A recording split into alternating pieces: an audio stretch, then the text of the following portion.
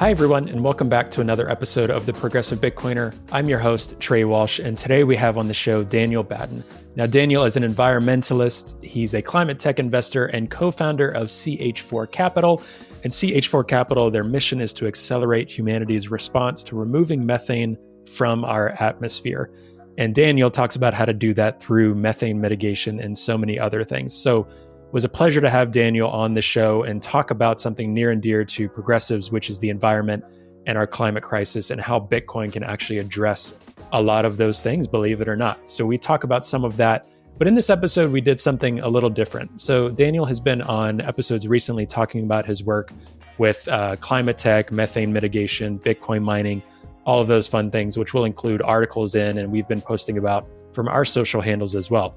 But in this conversation, we focused on how do we have conversations with folks about these things, how to have constructive conversations with folks that lead to narrative change. Because that's one thing we've noticed over the past year or so is there has been a narrative change about Bitcoin mining from mainstream media and other academic articles suggesting that Bitcoin mining could actually do a lot of positive things for the environment. When a year or two ago, all we were seeing was negative news articles about Bitcoin mining. So this has been a really positive motivation and just kind of a positive element of the Bitcoin community and climate tech and things like that. So this has been a really encouraging thing that we've seen in the space. So Danny and I got to talk about that a little bit as well. And in his book that focuses on that, which I'll be sure to include in the show notes as well, encourage you all to get a copy of. So really enjoyed this conversation, and I hope that you'll share this one widely as well with your environmentally conscious friends. If you're a fellow progressive or concerned about climate change, please look into Daniel and his work and what he's doing and follow along with us as we share more of those incredible stories about Bitcoin and its positive impact on climate. So thanks again for tuning in. And as always, be sure to check out our promo links to SAS Mining. Speaking of renewable Bitcoin mining, you can take advantage of the promo link for SAS Mining to get $50 off each miner you order. And then off of Bitbox as well, get 5% off any order from Bitbox. So thank you to our sponsors, and thank you so much for listening. If you have any feedback at all for us or want to get in touch, you can always reach out to me at hello@progressivebitcoiner.com. All right, I'll let you get to the episode. Enjoy, and we'll see you again next week.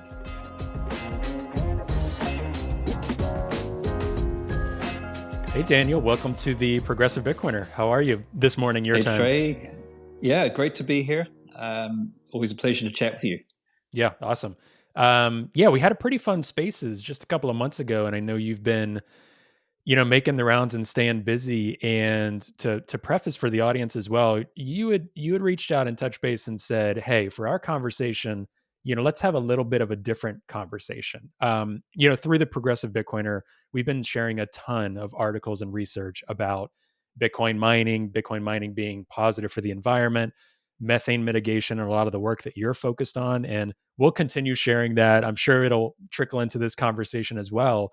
But you've talked about that quite a bit, I think, on some podcasts recently through articles and things like that. Yes, for I have. sharing. Yeah, so some people must be sick of listening to me talking about the same talking points all the time, right, which is part of the prompt for this. Yeah, which is good, though. It's a good problem to have in terms of like, okay, we feel like we're at a point where we've been pushing the narrative out quite a bit about methane mitigation, and will continue to do so. But why don't you frame for the audience what you had reached out to me about in terms of what we're going to be talking about today? Yeah, I'm kind of excited about this because this is something that I haven't talked about before, and it's really coming out of the closet with the work that I did before I became actually involved in Bitcoin. And that's that I work and still do a lot with leaders, influencers, founders of technology companies to help them to be better communicators, better leaders, to win more pitches. And I even wrote this book, which is just, I'll do an unashamed plug for it. It's just had a second edition that's come out. And I was reading through it, and I had this interesting experience where I wrote that book 6 years ago. And I don't know if you've had this experience, Trey, but when you're really close to your own work, you really don't know whether it's good or not. So people told me it was good, but I couldn't glean that for myself because I was too close. Like all I could see was the faults. But then when I read through the second edition, and I had this moment where for the first time I could read it like a reader, and I was like, this is good. And the other thing was I could see that I'd been a good student of my own material because I've been using a lot of those principles in how I talk about Bitcoin and how I talk about Bitcoin mining and how I talk about how it's great for the environment. So I thought, hey, wouldn't it be cool to share some of the things that I found are really important in terms of influencing people who are standing at the edge of accepting Bitcoin, who may have some misgivings, who may even be negative towards it. We won't talk about the ones who are so negative that they've got confirmation bias, because Sure. that's kind of probably not a great use of our energy. Mm-hmm. But the way I look at it is, when we're communicating to people who don't yet get Bitcoin, there's probably 20% of people that even if you don't explain yourself very well, they'll be on board with it. Mm-hmm. And then there's another 20% that no matter how good you are at communicating, they won't be on board with it. Right. But what we really care about is the 60% in the middle, where depending on how we frame our communication and what we say to those people, we'll either make a decision to get on board or not. And those are the people where it's not just the inherent merits of Bitcoin that are going to persuade them, but it's how we communicate that message. And that's really what I wanted to share today. Kind of like let people behind the magic curtain and share a little bit about what I do. And I'll preface this by saying that the stuff in the book and the stuff I do only works when you're telling the truth. So it's not about spin. It's not about manipulation. It's really about the process of when you have a kernel of incredible value and you have some truth, but the truth is not yet widely understood. How do you communicate that truth? So it's more like the process of you have some gold, but it's stuck in some rock. And how do you extract it from the rock so that people see the gold and they see its potential and they get excited about it? But it only works if there is some gold there to start with. So if someone from our opponent's side were to listen to this podcast and try and use these techniques against Bitcoin, it wouldn't work because they don't actually have the supporting facts. And so they have to resort to fear, uncertainty, and doubt, which is the opposite of the principles that I espouse. And I think one of the reasons I think you've been so influential in this space, and influential for me too, is because, for a long time now, I've even doing this podcast, but prior to Bitcoin, been from the left, progressive, caring about a lot of these issues, including the environment and environmentalism. And one thing I really appreciate about your approach that there are a lot of folks doing good work out there like you're doing, but there's so much noise in the climate action space. And I have a feeling I can understand where it's coming from, especially in my millennial generation or Gen Z, is because of the angst and anger about nothing changing and happening, right? So we see protests, you see movements. And then I was getting more and more jaded, whether it was with politics or environmental action, that nothing was really changing, right? Like all of these, like what is happening? What are we actually doing? What are we actually trying to solve? And your approach, you coming into the Bitcoin space, and then myself as well, looking through Bitcoin, proposing actual actions and solutions and using these techniques to actually talk about it. It's this marriage that more climate activists, and I think you would consider yourself probably more in the climate tech space as well in terms of actually solutions. These are the things I want to get out to those climate activists more, or to hopefully folks that will stumble upon and listen to this conversation that are from this generation that want us to do something about climate change, that are really concerned about it, proposing solutions that they haven't been presented yet, and flipping that narrative. And you and we have been winning so far. And I'm feeling so overwhelmingly positive about it right now, which is not a feeling I always have in this space, but it's a good feeling right now. And you know why we're winning? It's because you and other people have been taking the approach of sharing inspiring stories. Mm. And that is something that the climate movement has been starving for. Yeah, that's very true. And the approach of beating up on people who are doing the wrong thing, that gets tiring after a while because you're surrounded and fighting something negative. Yeah. And the danger is that you lose sight of the importance of also just sharing inspiring stories of people who are doing the right thing.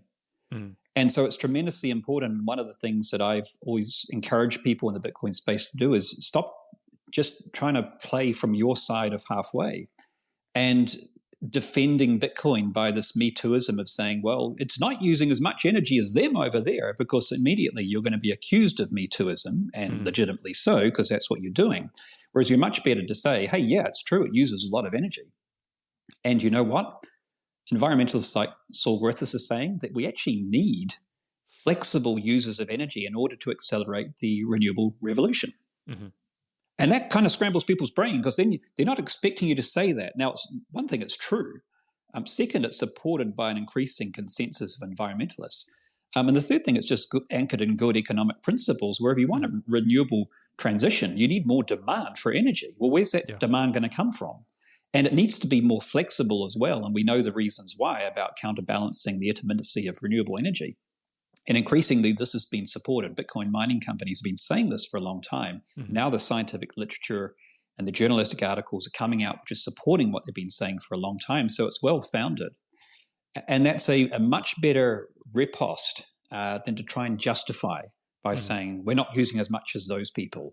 Right. So you've been a great espouser of that message, just sharing positive stories. And positive story sharing, creates more positivity, and more people gain hope. And it's a nicer river to swim in, I find, if you're sharing inspiration rather than attacking the entire time as well. It's not to say that we shouldn't point out people doing the wrong thing, of course. Yeah. But if we're spending 100% of our time doing that, we're going to get jaded. And it's ultimately not going to inspire other people to want to join that movement.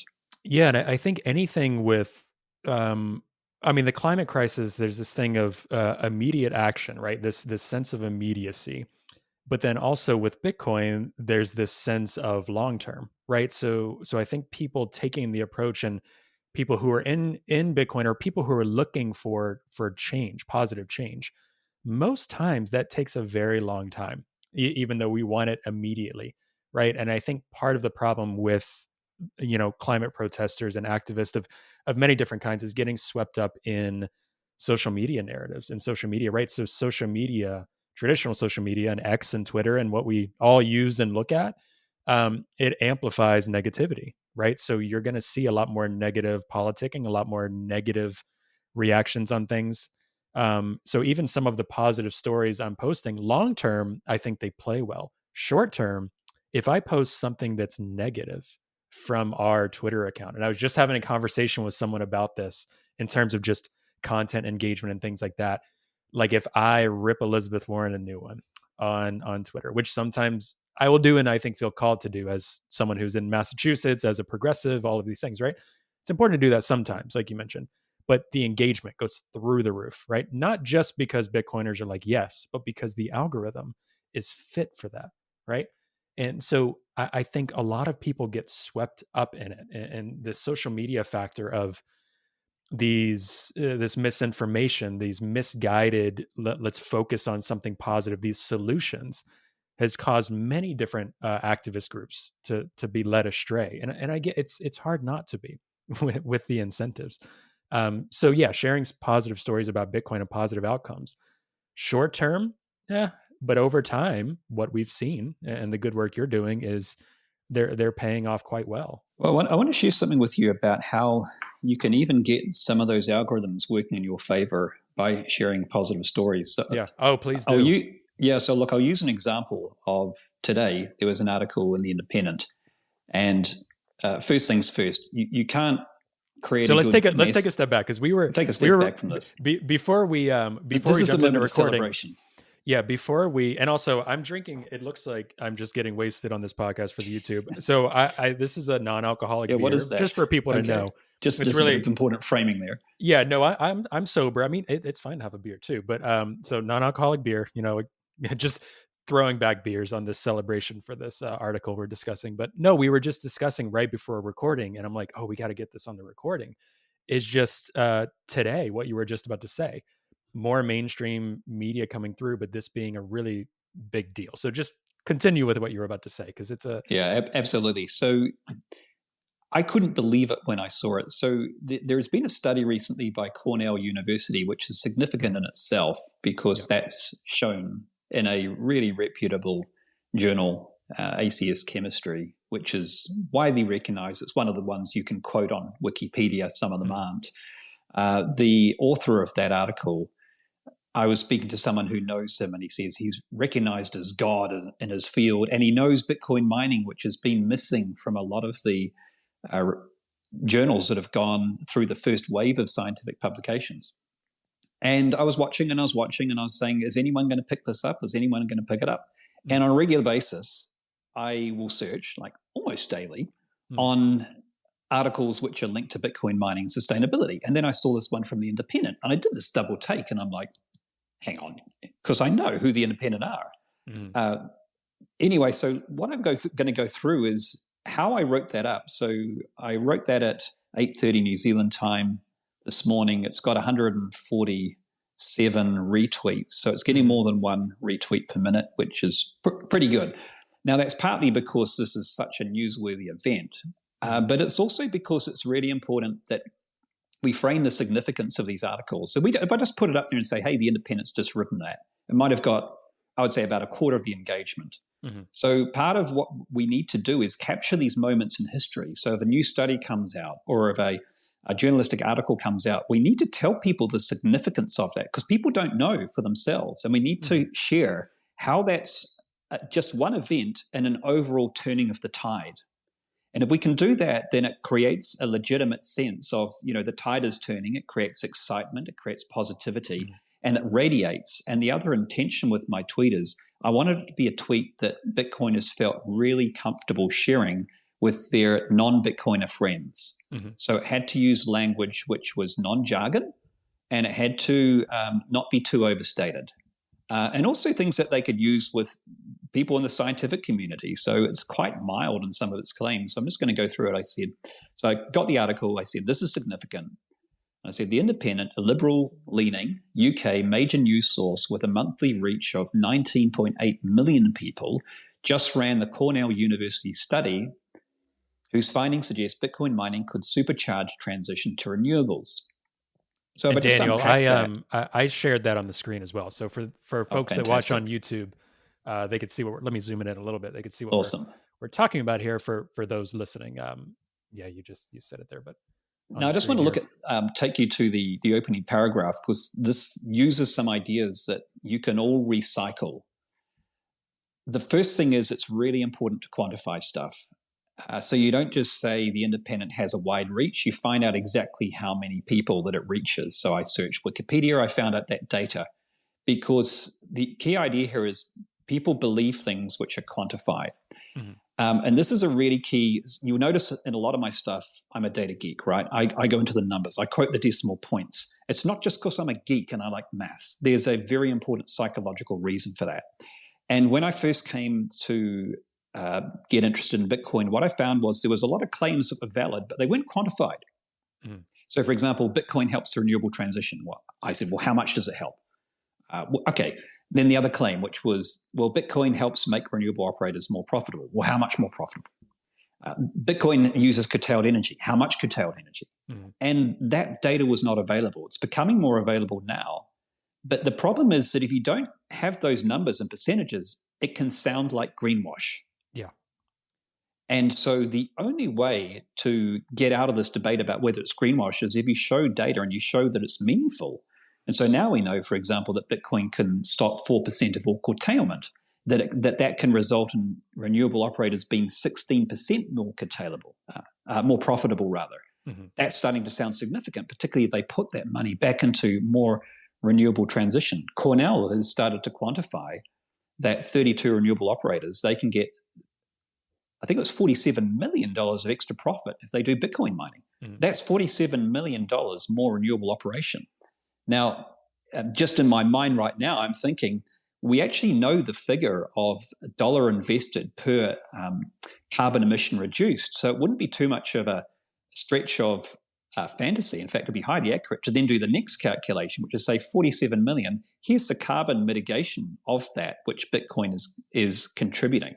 So we can start to quantify some of this data, and then you start to shift the narrative. It's also important that you say, who it's from, like Cornell University. You frame it saying, look, it's not just any old newspaper, it's a liberal newspaper, and they have traditionally bagged Bitcoin. So it's capturing the narrative shift. And then I say that this represents, so two things. The paper's author is highly respected in his field, and I've got the quote to his Wikipedia link with all of his credentials and awards. And I've also said this represents a shift for the independent who previously have ran negative ESG press about Bitcoin, joining Bloomberg and the Financial Times as publications who have published pro-Bitcoin ESG articles for the first time in 2023.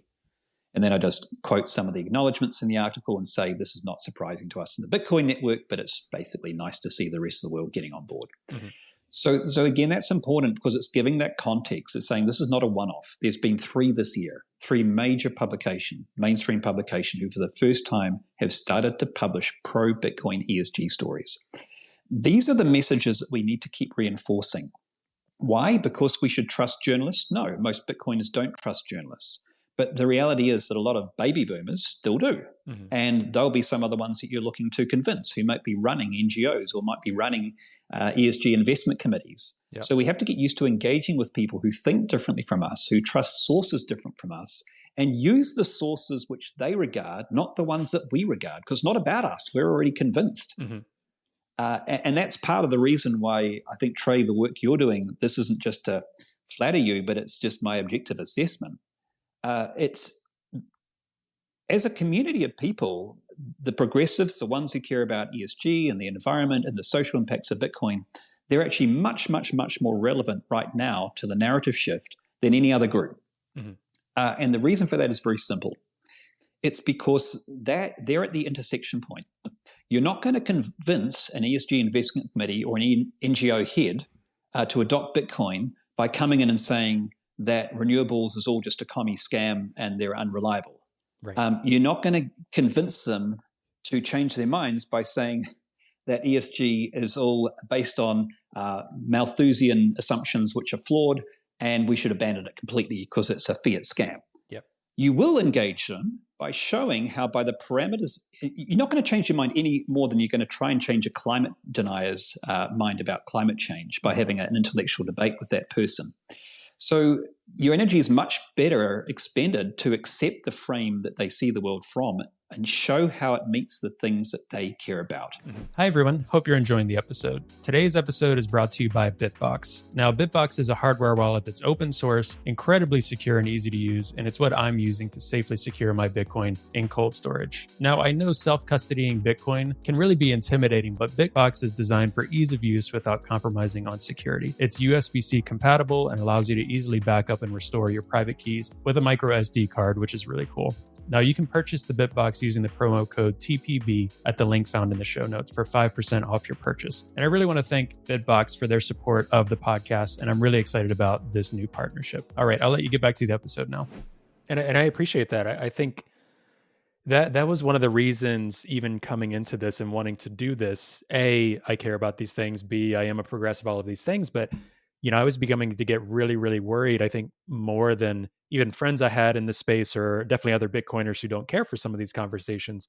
I was beginning to become worried because I feel like I know a lot of those folks in the NGO space, as I was just talking to you about, in the environmental space, get a sense from people that I know that have worked in political offices in DC, in various states, beginning to worry about this narrative about Bitcoin in really serious ways and not just stopping at, well, Bitcoin will win because it's the best tech, over time. And I'm like, yeah, I do feel that in a lot of regards. I think the market incentives and I think a lot of things will come into favor with Bitcoin, but I was getting really, really worried about whatever the most positive impacts that come from Bitcoin, especially for the environment, especially in people being able to use it as freely as they want and self-custody and all these things. I was beginning to get really worried about the regulatory landscape for this and just the narrative and the political pressure on it. That was one of the reasons I wanted to do this and want to do this daily, is because I'm still worried about that and still feeling that, but I'm getting less and less worried, but it's because of putting out things like this that you're describing. We have to keep going. Yeah, exactly. Can I share a little bit just of, there's basically 4 things that I think are super important when you're having conversations with people. So I look at influence in terms of, there's the message, obviously, you're delivering, and that tends to be the only thing people look at, but it's not the only thing. What's even more important than the actual message is the mindset that you're in when you're delivering that message. And I want to talk a little bit more about that because that will heavily influence how influential you are in convincing someone to have a second look at Bitcoin, whether it's your friend, whether it's an investment committee, whether it's someone at an NGO, whether it's a regulator, fill in the blank. The third component is how you're delivering that information. We know, I'm sure, Trey, if I said, hey, there's this great movie, do you want to come see it? It's a great script. The actor's crap. The acting's no good, but the script's wonderful. You're probably not so enthusiastic. Yeah, I'd be like, I got better plans. Yeah. You got better plans, exactly. So we all want to see that message delivered well. And here, we're not just a script writer of these messages, we have to deliver it well. And so what does that mean? And how do we deliver it in such a way it's more likely to be heard than not? Mm. And then the fourth component is we've got to be tactically smart about how we deliver it. Mm. And so I ran through a bunch of things. So I go through this in my book, but the ones that I use repeatedly is delivering. It's really important to pause a lot. And I'll talk about why. There's a very important psychological reason for that. It's really important to frame your message. I talked a little bit about that when I was reading out that tweet. So you give it context, you quantify data, you put it in the bigger picture. As you were talking about before, the climate movement is very, we want action now. Mm-hmm. And so sometimes that framing is zooming out and going, hey, did you know that solar actually took 40 years before it started to pay off its carbon footprint? And it took 54 years before it completely paid it off. If we had the same knee-jerk reaction to solar, we would have banned it back in the 1960s. Mm-hmm. And that context can really help people to zoom out and say, oh, yeah, I see what you mean. We've got to take a more long-term look at these things. So framing is super important. Using story, using analogy, asking people questions rather than making statements has been proven to be much more influential. Mm-hmm. So for example, if you hear someone quote some statistics which you know are out of date, rather than just saying those are completely out of date, you might say, well, are you aware that those are old numbers? Mm. And that's going to invite, and then they'll get curious. I say, oh, well, what do you mean? They say, well, they come from 3 years ago. Oh, okay, well, so what? We said, well, are you aware that there's been a significant movement in those 3 years towards more renewable-based energy? And in fact, that Bloomberg has now quoted this, and they've said that we've now hit 50%, and this is based on 1 month ago, not 3 years ago. Right. So now you're in a conversation. Now you're in engaging interest. And then also making bold statements is important. Bold statements that you can back up with data. Mm. So this is one thing I've been really big on. So again, rather than play from your side of halfway and try to have the end goal be to convince people that Bitcoin is not as bad for the environment as you think, where the best you can get is a concession that it's marginally less destructive. Mm-hmm. And that's the best you can get. Yep. That's not inspiring for me to have that conversation. It's probably not inspiring for the other person to get to that point of realization. Right. Is to look and say, what's the boldest thing you could claim which the evidence supports? And that's really important. Mm. So it's not hype. It's not unsupported. It has to be factually supported by evidence. You're not overstating, but nor are you understating. Mm. And you ask yourself that question, what's the boldest claim that I can possibly make? And that was something that I had to ask myself when I was doing this keynote in Lugano recently. And I asked the question, well, I was tossing up between whether the talk was going to be called Bitcoin is one of the best ESG assets in the world and Bitcoin is the best ESG asset in the world. And I thought, well, I don't want to overstate it, so maybe I should go with the weaker claim. But then I looked at the data and I'm like, no, actually, that would lack integrity because the data is actually telling me on 6 different measures that it's the best.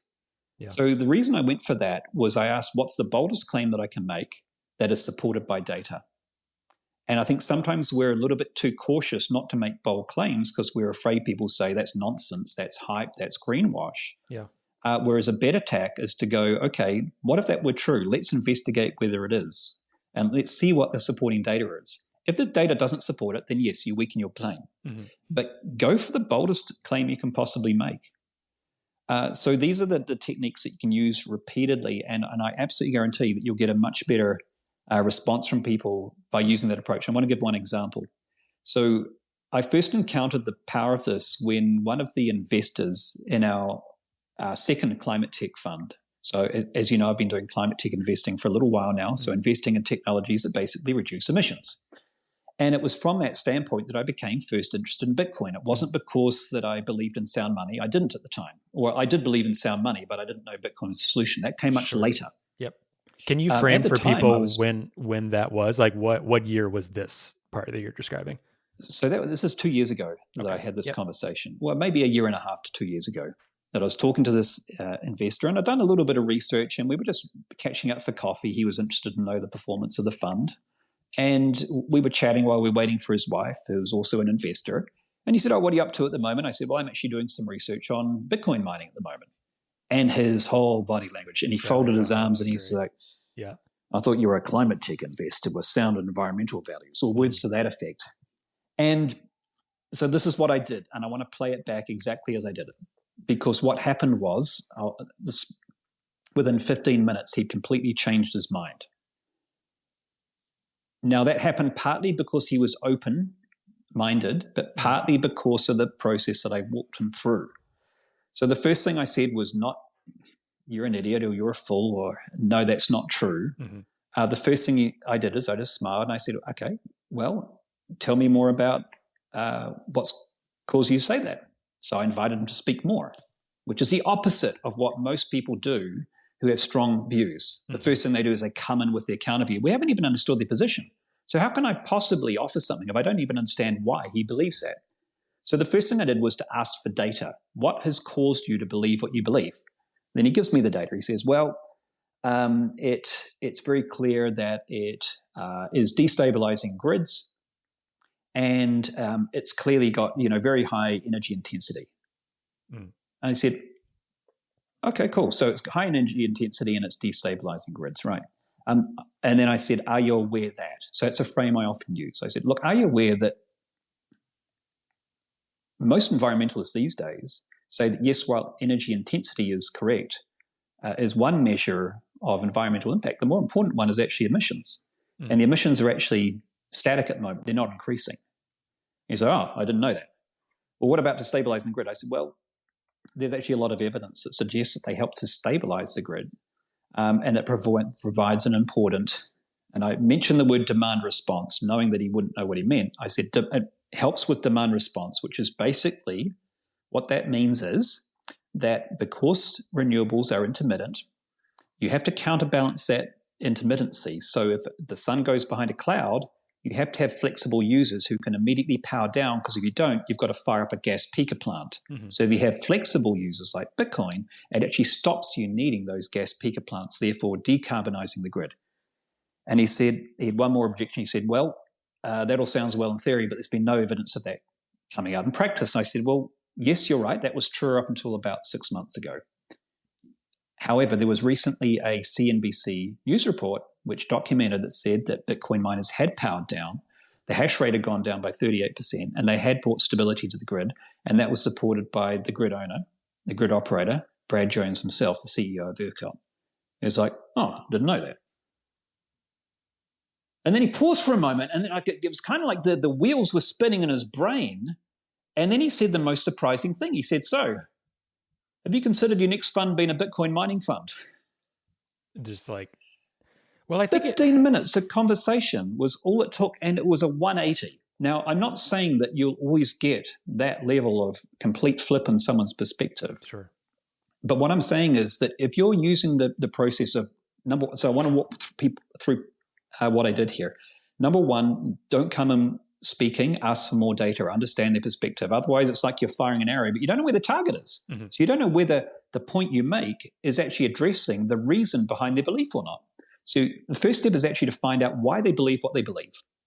The second thing is you do a really good job of listening, and you have to show evidence of listening by paraphrasing back to them what you've heard them say.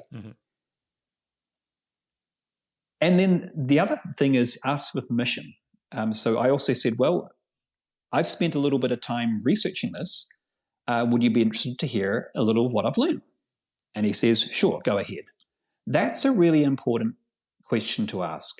Do not assume that people want to hear what you have to say. Give the power to them, and they will actually give it straight back to you. Say, "Hey, look, I'm happy to take the stage and share some stuff. If you'd like to hear it, if you're interested." And then they have to make a decision. Am I going to participate in a conversation, or did I just want to have a debate? And in that moment, if they say yes, they're actually agreeing to have a conversation, which is they're agreeing to reciprocate the listening that you have just afforded them. and to give that back to you. So now you've got the stage and you don't have to worry about being interrupted. They've said they're interested and you just share data, that's all. So it's not personal. Ask questions of the person, and by walking them through that stage, it's sometimes you can be very targeted in your response, because I only needed to address 2 things and then 1 follow-up comment. Otherwise, it would have been the spray and pray approach, where I would have just said a whole bunch of stuff, hoping that 1 point would have stuck, which doesn't work. Again, that's like, I don't know where the target is. I'm blindfolded. I'm just going to shoot a whole lot of arrows. And my strategy that is I fire 100 arrows, and surely one of them will hit the target. But even if that's true, you're much more likely to hit the target if you're not blindfolded, if you've asked for the data about why they believe. And secondly, is that people don't stick around. If they see someone madly firing arrows, they go, oh, man, I'm out of here. They'll tune out after they hear 2 things are relevant. So the first thing we say has to address exactly why they believe what they believe. Yeah, that makes sense. And one other thing that I like that you kind of, really touched on is also just having a relationship with someone, or having that touching point, right? Making this not a theatrical moment, making this you can relate to this person. In my own world, a lot of times I'll get from friends or whatever, more and more, it's like, oh, so you run a crypto podcast. Like, tell me about your crypto podcast. And I'm like, well, it's a Bitcoin podcast. But second, I usually kind of make a joke. And then a lot of the times I lead off with it. They're like, I'll say, oh yeah, the human rights connection really got to me on this. And a lot of times I'll kind of leak it out to my friends every now and again, or post on like a personal Instagram account or something. And then my friends will get curious. So a lot of times with people I know, I try to approach them once I already know there's a bit of curiosity, right? So you had described too, there's some of those people that are just, they're hopeless in the sense of being so militantly against something because of whatever source, their confirmation bias, right? For the time being, ignoring those camps, those people that you're willing to engage with because there's some sort of openness, either because you see it through their actions or because you have a personal relationship and that's the kind of person they are. So my approach has been that human rights are those things, and that curiosity. And like you said, 15 minutes, it's not going to happen every time, but it also doesn't surprise me, because there's very few times where someone from the normal world will have someone break it down just like you did for them, right? So having the patience and knowledge to do that in a really simple way, you'd be surprised how often that just does not happen in our world on any number of topics, Bitcoin included. And the other thing I want to, like, you might be listening to this and thinking, well, that's okay for you, Daniel, but you have spent a long time researching that. I don't have so much knowledge. I just want to reassure you, you don't have to. You don't have to know the knowledge. Most of the knowledge I have is simply to support the claims that I now make. But the whole purpose in what I'm doing and what other people are doing, what you're doing, is that we spend a whole lot of time doing the proof of work to do the research, but then we're sharing it so that other people don't have to do it themselves. They can just recycle what we've discovered and take those talking points and take that data and use that. So you don't have to do a huge amount of research. You just have to know what the people who are doing the research have done, have uncovered, so that you can recycle it. I've had a number of people now who've come up and said, hey, Daniel, I've stolen your charts and I've used them to orange pill my investment committee. And I'm like, cool, that's why I created them. Oh, that's why Willie Woo created them with me. It's why we created them, because we wanted them to be used that way. And we knew that the language of ESG investment committees is charts, is data, is little lines which are showing that the sustainable energy is going like this. And the emission intensity is going like this. And the emissions is going like this over time, that it's not increasing, with some trend lines attached. So again, the more that we can share data, the better, the easier that's going to make it for people. And so you don't have to know everything. You just have to know a few talking points, and that'll do you much more good. Yeah. I think another point is like knowing your audience. Like you just said, like you knew these investment groups, these ESG committees, the language they speak and breathe, right? And so on my end, like I know a lot of progressives. I know a lot of folks on the left. Exactly. That's not going to be my first take if I'm talking to the head of an NGO. If it's that person, then yes, it'll probably be talking about human rights. So you're more likely to meet with viewpoints such as. So what I first understood Bitcoin to be was a speculative asset. And then I read some articles and some mainstream media, and they said it wastes a whole lot of energy. So now my viewpoint is it's a speculative asset that has no value. That's bad for the environment. So now I believe three things. Right. And so it's understanding that when we're countering people, often they will have not one belief, but they'll have layered beliefs. So I have three. And it's knowing, well, which one, it's like legs of a table. If I can knock out one leg of the table, then the whole table will start to collapse. But knowing which one to go for first, and you're quite right, often it's the human rights one. So people might say something like, well, it has no inherent value. It's just a waste of energy. It does nothing productive for society. And again, rather than going and saying, well, that's not true because now you've put the other person on defensive, you've made them wrong. You might say something more like, well, I can understand why you'd say that. That was what I initially thought myself. Now something very important has happened. And this is a key technique to being able to influence people. Whilst you're not going to agree with your perspective, there are some things you can agree with. You can agree to be in rapport with them. You can agree to treat them with respect. You can agree that they have a right to hold that perspective, and you can agree that it's understandable the logic they use to get to that perspective. So there's a whole bunch of things you can agree with. Start there. Yeah. And then when you come to the disagreement, it's not a yes but, it's a yes and. And so this is really important. This is something I learned from theatre improvisation. There's only 3 rules in theatre improvisation. It's say yes and, take and make offers, and make the other person look good. And those same 3 rules apply for any conversation if you want it to go well. Yeah. Even if you're talking to someone who has an oppositional view. Make them look good. Don't make them look like a fool, or make them feel like you're challenging them, or their moral fiber, or their intellect, or some deeply core-held belief. Not at all. Not if your goal is to try to move someone to a greater understanding, that is. So be in agreement with their right to have it, and you'll see their body language will actually soften, and they'll be receptive.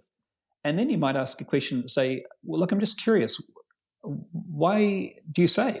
What leads you to believe that it has no value?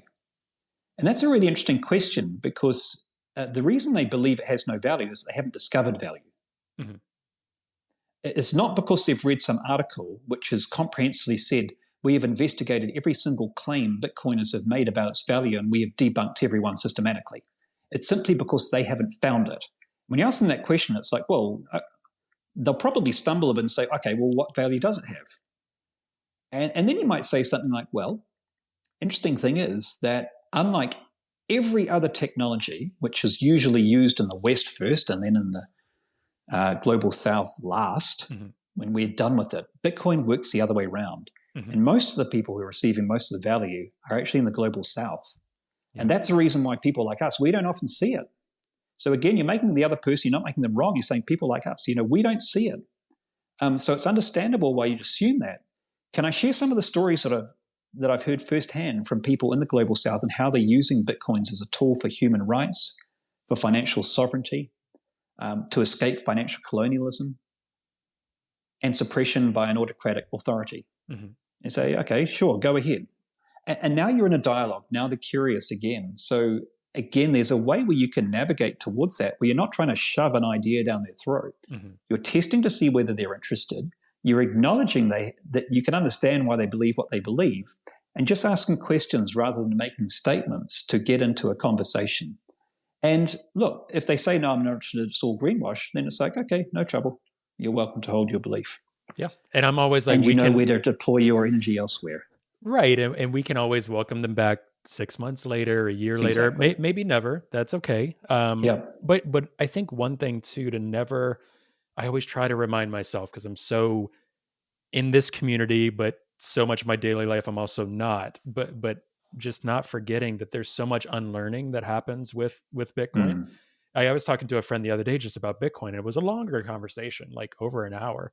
And the amount of information I was saying, and not in trying to sound like, Bitcoin never fails, or the government's there's going to be decoupling tomorrow, and Bitcoin, just very normal things about, well, there was this thing, the gold standard, the Bitcoin standard, the gold standard, all of these just principles of money, different historical facts, stuff about Bitcoin mining, just it was, and this person's a very intelligent person, just did not know the first thing about any of this. And I did not say it in a way of like, oh, stupid, you should know this. It's because I did not know any of this until about 2 years ago.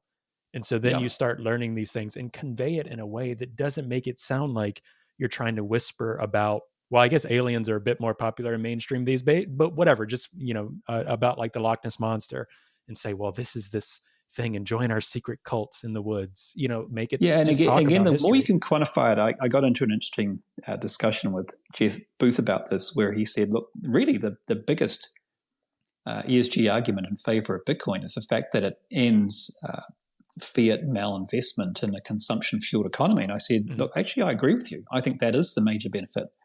I said, and that's also the hardest one to quantify for people right now.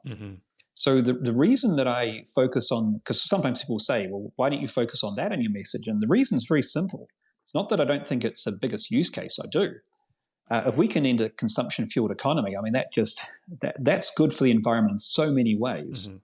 But the problem is with that's a fantasy for a lot of people. If you're already know and believe Bitcoin, you believe that'll be the future. But for a lot of people, they're saying, well, that depends on a lot of things, right? You've got to get multiple nation states getting behind Bitcoin as the standard before that can happen. Or how do we know that's going to happen? That's a legitimate question. And then also it's like, well, how can you quantify that? How can you quantify has any studies been done? And the answer is no, it hasn't.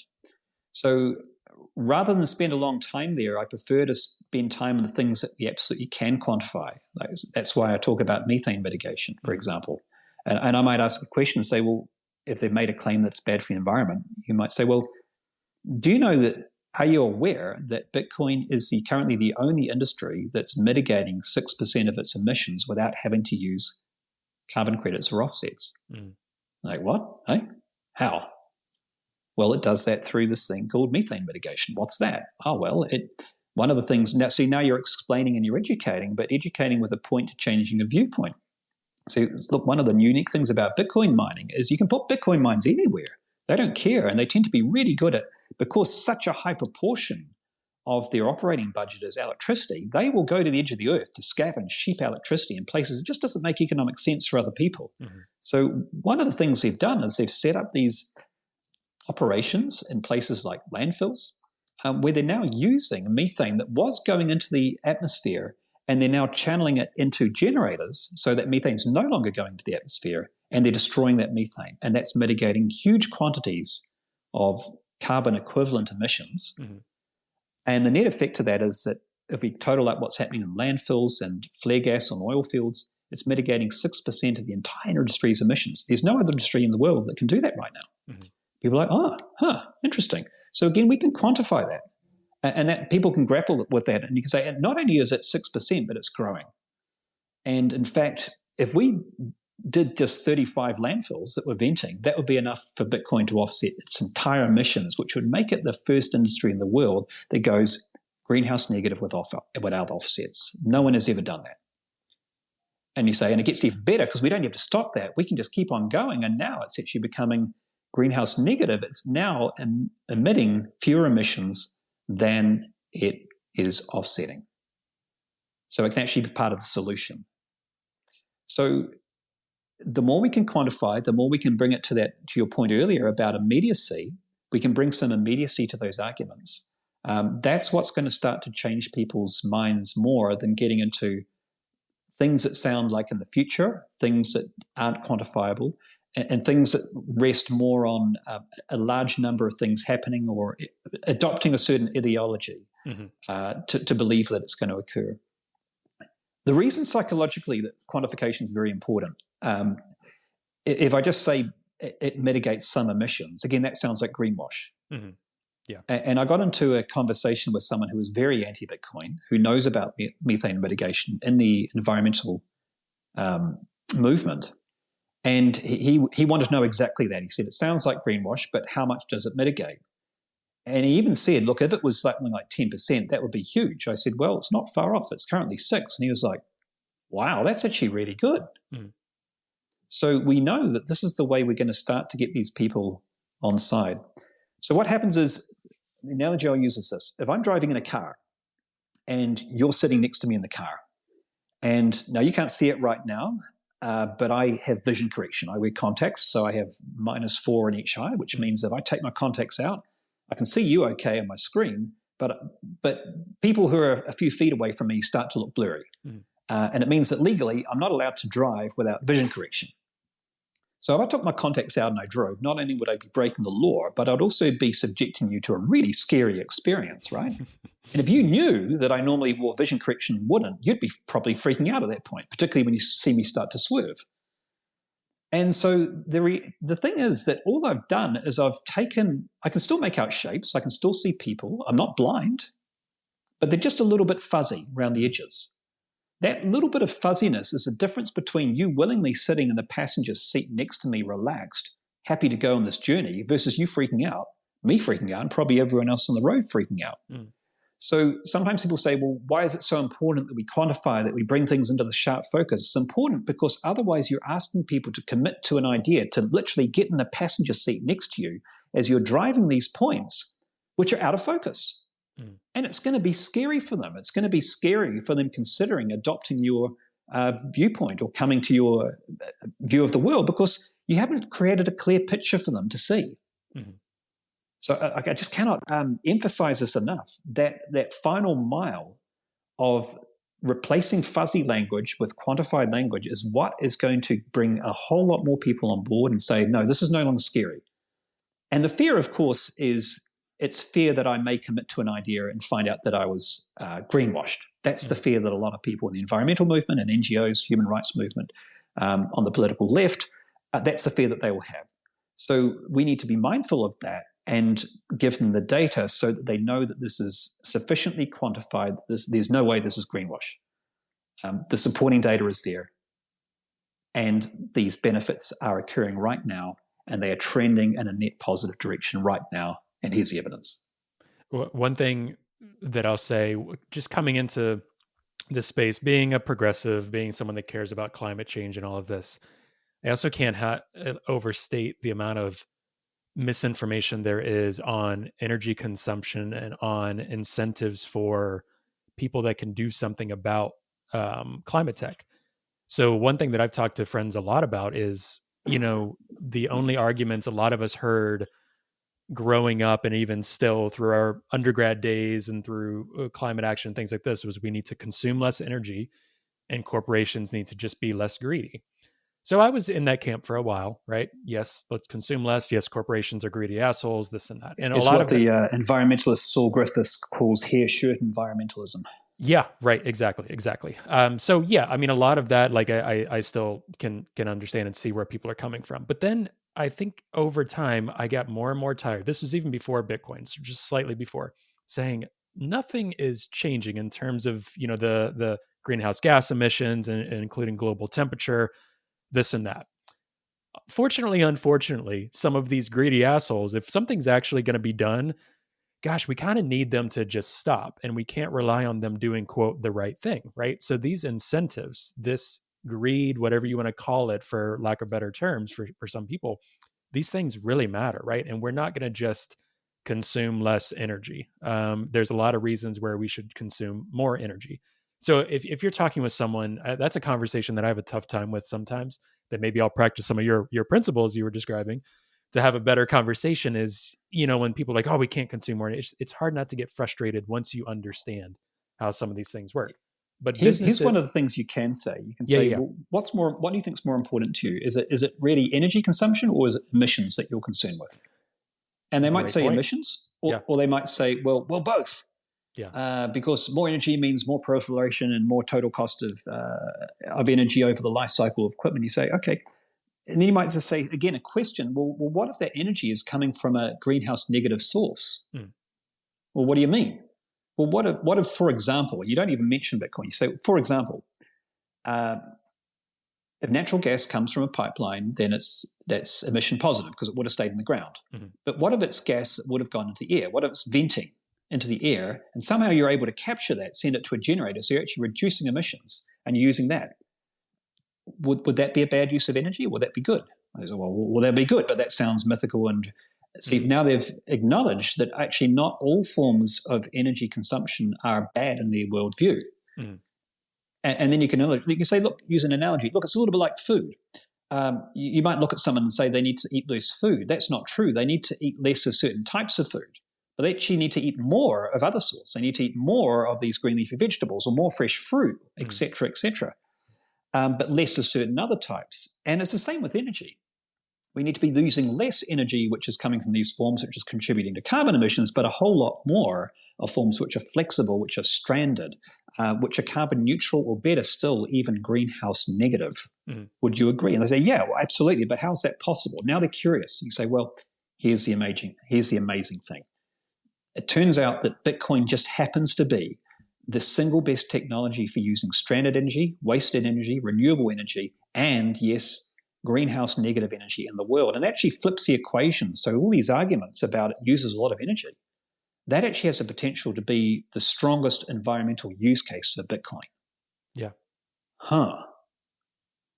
Okay. Now that's totally scrambled people's brain, because you've taken that argument about energy, and rather than, oh, well, other people use more than us, you said, no, it does use a lot of energy, and that's a good thing. In fact, the biggest problem is that it doesn't use enough. But because of its flexibility, this can actually be a real positive. Now, they're going to want to see some evidence that it's trending in the right direction and all these things, as they should. Yeah. But then again, it's about saying, well, look, the reality is today that Bitcoin hasn't got there yet. It's still emitting way more emissions than it's mitigating. You say, and that's true of any novel technology. It's only been 13 years. And this is why I use the solar analogy and say, zoom out. So, look, do you know how many years it took the solar energy to pay off its carbon debt? It was invented in 1954. It didn't pay off its carbon debt, according to one study, until 2011. That's a lot of years. That's more than 50 years before it paid off its carbon debt. 56, I think it was 2010. 56 years it took. 56 years. Bitcoin's only been around for 13 years, but the evidence is that it can pay off its carbon debt much faster than solar. And so then again, we're giving the context where we're saying you've got to zoom out, and then you can say things such as, well, look, if we applied the same logic we're applying to Bitcoin, which is it's emitting emissions, therefore we should ban it. We would have banned solar. We would have banned wind. We would have banned any novel technology which is currently having a good to the planet. What I say is, as a climate tech investor, every single technology I've ever invested in has a carbon footprint, and will continue to have a carbon footprint probably for at least another 15 years. Probably much longer than that. But I invest knowing the trajectory and believing that it has the potential over time to not only mitigate that carbon footprint, but to cause a positive for the world. And that's the same tack that every single climate tech investor takes. They know that it has a carbon footprint, but they invest with the due diligence and the knowledge that it has the potential to not only mitigate that, but mitigate substantially more. Bitcoin has that potential too. So again, it totally changes the frame. Yeah, and one thing I wanted to make sure to ask too, and one thing I'm trying to focus on, been having a lot of conversations with folks recently, even just one today, which was just such a coincidence in terms of talking with you now about, what is our mission and focus at the Progressive Bitcoiner with what we're focusing on? Because once you learn about Bitcoin, there's so many different areas to focus on, so many different things to focus on. Sometimes I'm like, we've got progressive Bitcoiners that listen. We've got people that know who you are listening and hearing this. We've got some people that trickle in. Sometimes I'm like, we need to focus just on newbies and just have basic conversation. It's kind of all over the place. And then it's been clicking for me a little bit more recently. I wouldn't argue this is our sole mission statement, but I want something for progressives in the left to get excited about again. And that is Bitcoin. And I think that is starting to shift for me as more of a focus. I think it's a great focus. Going into the halving, going into a political cycle because, coming from where I did, I don't think progressives in the United States, and there's so many other local contexts where people, kind of our global audience, a lot of folks will tune in and will compare it to their own situation at home. They'll kind of take what I talk about with US. There's always a local context for some of these things. But progressives in the United States haven't really been super jazzed about something since Occupy that fizzled out, and then Bernie, and then that completely fizzled out. It was kind of like Obama, Occupy, Bernie, and then since like 2017, I don't have like strong data and things there is some data about younger voters and all of these things, right? But in terms of just a lot of people I know in the space have pulled back from politics in general. A lot of progressives have kind of there's not really much cause they're pushing for besides just hitting a brick wall in anger on things, right? They don't want to support Joe Biden. They don't want to support an administration or this and that. I think it's a fantastic intention. And that's one of the, the core principles that I write about as well, is before you start speaking is to check in what's your intention. Yeah. Because a lot of the time we don't. And that's the risk. If we're in a conversation with somebody saying Bitcoin's bad for the environment, and we haven't asked ourselves, well, what's my intention in responding to this person? Then there's a risk we may default to the emotions we feel when they bag on something that we care about deeply, which is to get defensive and to forget our human empathy. So asking ourselves that question, what's the intention? And it's probably not to make the other person feel small. It's probably not to come away with smoke pouring out of my ears. And it's probably not that the other person has an entrenched viewpoint as a result of me not doing a great job of basic human empathy. The intention might be something more like to find out whether that person is interested in a conversation, and if they are, to introduce some data they haven't yet uncovered. Yeah. And to come away feeling like we've respected that person and we've opened them up to a new possibility if they were open. That might be an intent. Now, if we have that intention, it's going to completely influence how we communicate. So same thing with you. Having that intention, which I think is fantastic, which is to make progressivism something which is inspiring to people again, to give them this new cause for hope after there's been these three in a row, which has been knocked down. Occupy, as you said, Joe Biden, Bernie, it's like, well, what's next? Well, what's next is Bitcoin, because that's something that not only hasn't it been knocked down, but the evidence is it's not going to be knocked down. It's the only grassroots movement in recent time that is actually working. It's a people's movement that's working. It's something that cuts out the central bankers that's working.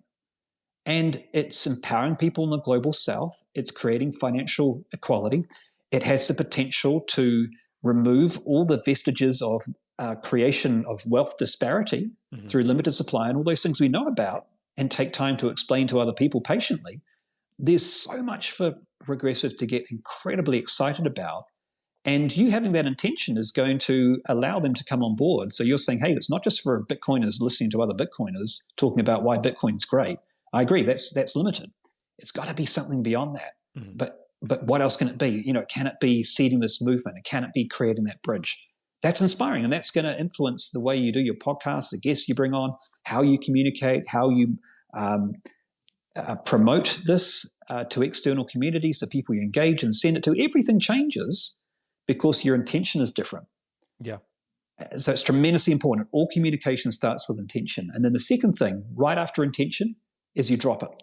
Because you can't control what happens, right? Yeah. You can make the best effort in the world to have that be your intention, but you can't control that. The people are going to control that. You can listen and get feedback and data about whether your approach is working or not and pivot your message and things, but fundamentally that's beyond your control.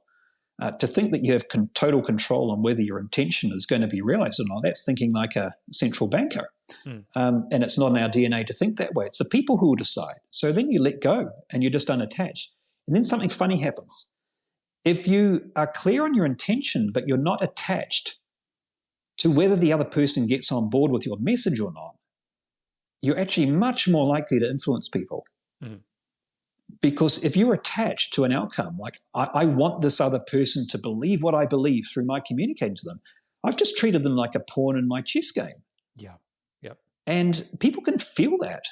They can feel the difference. Whereas someone is interested in treating us with respect, they want to give us a chance to learn some stuff, but they're not attached to what we do with it. They can feel that too.